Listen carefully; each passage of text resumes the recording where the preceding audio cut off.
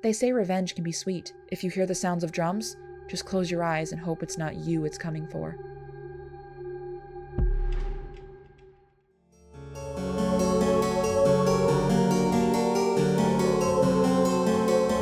What's going on, guys? It's your BFF Snowy Oreo 663 here, right now, and for day 25 of the Scare-A-Thon, we have a recent release with The Monkey from 2025. I legit didn't even know this until I was like halfway through the movie, but this is a Stephen King story yet again. I can only hope it's at least half as ridiculous as Sleepwalkers. People were hyping the hell out of this movie when it came out, saying it was such a fun romp and a good time with great kills. And hey, that's what I love in horror. I was so excited to check this one out for the first time for this marathon, and now I'm excited to share it with all of you guys. I'll start with a brief synopsis, go into my thoughts, and then dive into spoiler territory with a full summary. Ready? Let's go. Twin brothers Bill and Hal go through their not-present father's old junk and find a mysterious monkey toy. Bill is the older by 3 minutes dickish one of the two, immediately taking the toy for himself and winding it up, seeing it bang on the drum before stopping. That night at hibachi with their babysitter, a freak accident causes her to get decapitated by a blade. Their mother comforts the boys, but Bill is only pissed off that he no longer has the chance to marry the babysitter. Someone please dropkick this kid. Anyway, after being bullied at school by Bill and some of the other girls when the monkey toy appears in his backpack,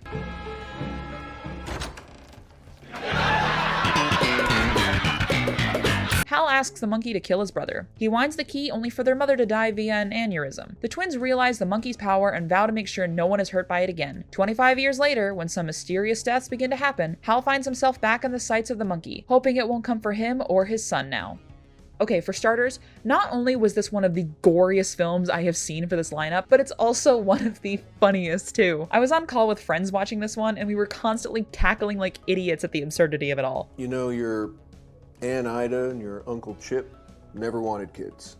Always just kind of preferred a life where you sit down and you don't stand up again until you want to. Also, we're swingers, but oh well. So many lines in this movie are laugh out loud funny, and even the gore was so ridiculously over the top that I found myself laughing at that too. Honestly, that's the film's best attribute, the comedy. The comedy almost carries too much in this movie. Backhanded complaint, I guess. I really struggled with following the overall plot for this one. Character relationships weren't super well established, and motivations were a little fuzzy. But I was never bored. Never felt like we were meandering too long in one place. Never felt like a kill wasn't explosive enough. It hit the perfect sweet spot I was craving. You think you can kill the person who turns the key or not? How the hell should I know? I'm gonna try it. Don't, Bill. Now we're gonna get a little deeper into the plot and into some spoilers. If you want to skip, head to this time. Ready? 3, 2, 1, boo!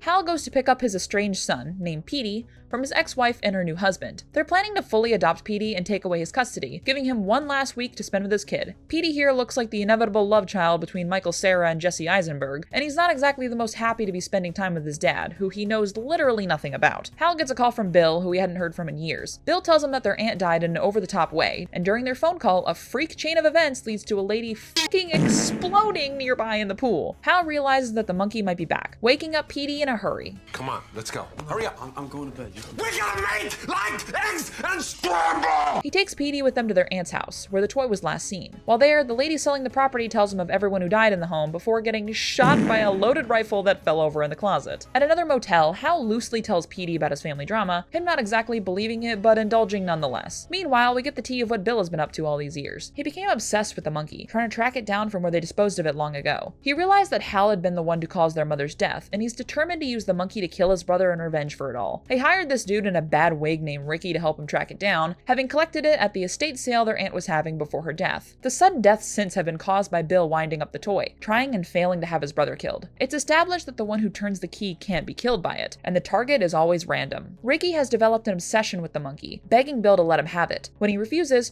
Ricky takes his deadbeat dad's police uniform and comes to the hotel room Hal and Petey are at, using the disguise to get himself inside. He knows Bill is trying to get a hold of his brother, and he holds the two at gunpoint and takes him to the warehouse Bill is hiding, demanding Petey go in and retrieve the monkey. Hal tells his son not to turn the key as he waits in the car with Ricky. Petey goes inside, meeting with Bill. Bill wants Petey to try to use the monkey, knowing it will keep him safe but might kill his brother this time. Petey ignores his father's warning and does as his uncle says, resulting in one of the most gruesome deaths I have ever seen in a film. See, Ricky was fucking around in the car and accidentally shot a hole in the windshield, when a nest of wasps lowers down in a tree branch near the car. The wasps suddenly file in through the hole at light speed, flying directly into Ricky's mouth and his face slowly falls apart due to the abundance of them. Jesus fucking Christ. Bill goes ham on the monkey, demanding it kill his brother. Due to his attacking it, the monkey hits the drum a dozen times, chaos erupting all around the nearby town. Planes crash and buildings explode in the carnage, Hal finally coming inside to confront his brother. They have a little chat about the nature of death and how sometimes it's clean and other times it's not, and after a few fake outs, the brothers reconcile. That is until the monkey bangs its drum one more time, sending a bowling ball directly into Bill's face, killing him. Hal and Petey drive away in their car while ignoring all the destruction. We then see the movie's interpretation of death as it rides by, the film ending on a group of cheerleaders all getting decapitated from sticking their heads out of the bus windows.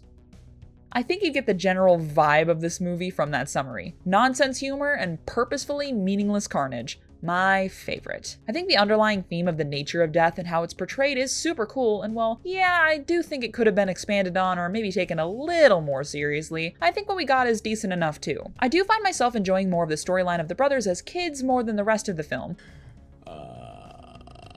So we moved to LA. My father gets a job at the Palm restaurant. My Uncle Junior works there, who was a Jehovah's Witness. Believe it or not, he went from Catholic to Jehovah. The relationship between Hal and Petey was kind of whatever and not the best, but Hal and Bill was actually really interesting and got me hooked pretty good. And then there's the kills, being just as graphic and over the top as I love in this kind of shit. I do think that this movie is a perfect example of how to do ridiculous horror comedy schlock. We've had many attempts at that kind of movie throughout this marathon so far, but this is by far the best execution I've seen. And while I know the reception on this one is mostly mixed, apparently being quite different from the original Stephen King story and not hitting the mark for a lot of people, I found it to be thoroughly enjoyable, yet perfectly flawed. Adding this to the list of my favorite horror films, I'm giving this one 4 out of 5 stars.